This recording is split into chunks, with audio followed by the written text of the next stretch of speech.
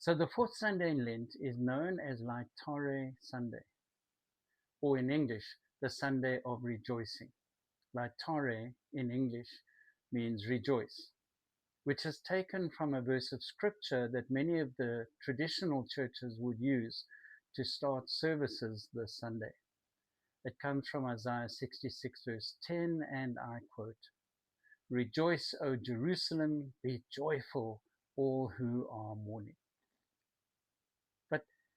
But how can we speak of rejoicing in times such as these? You have noticed there is war in the Middle East that is devastating the world.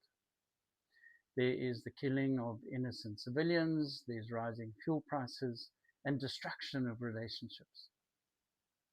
In our own country, we have corrupt politicians, we have dishonest policemen, we have failing water systems and rising cost of living. What is there really to be joyful about?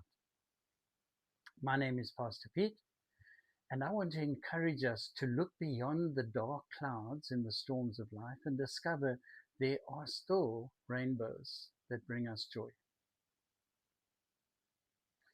There's a well-worn illustration of life that asks, do you see the glass as half full or half empty? Which really asks, are you an optimist that sees the glass as half full, or are you a pessimist who always sees the glass as half empty? Well, here's the thing. The prophet Isaiah offers a third approach. Instead of choosing either to see life as good or bad, the prophet invites us to choose to rejoice no matter if things are good or bad. Let me give you a brief background to this. The words of Isaiah about rejoicing were written after the children of Israel had returned from their Babylonian exile. The restored community faced internal division. Some people worshipped God with humble and contrite hearts, while others worshipped God alongside them but mocked them for their compassion and their generosity to the poor. And so to the spiritually discerning, it felt like the darkness of exile had accompanied them back home. And their lives were still difficult. And so Isaiah says to those who feel demoralized, "Rejoice, O Jerusalem, be joyful, all who are mourning."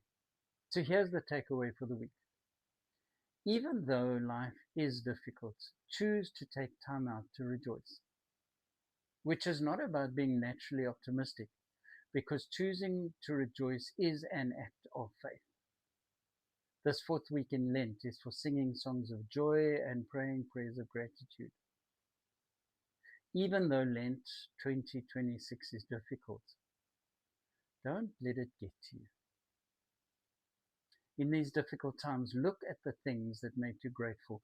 Choose to find time to rejoice, and you'll discover God is with you, giving you courage to deal with whatever life throws at you. Find a way to say to yourself, even if only for a moment, life is good. God bless you.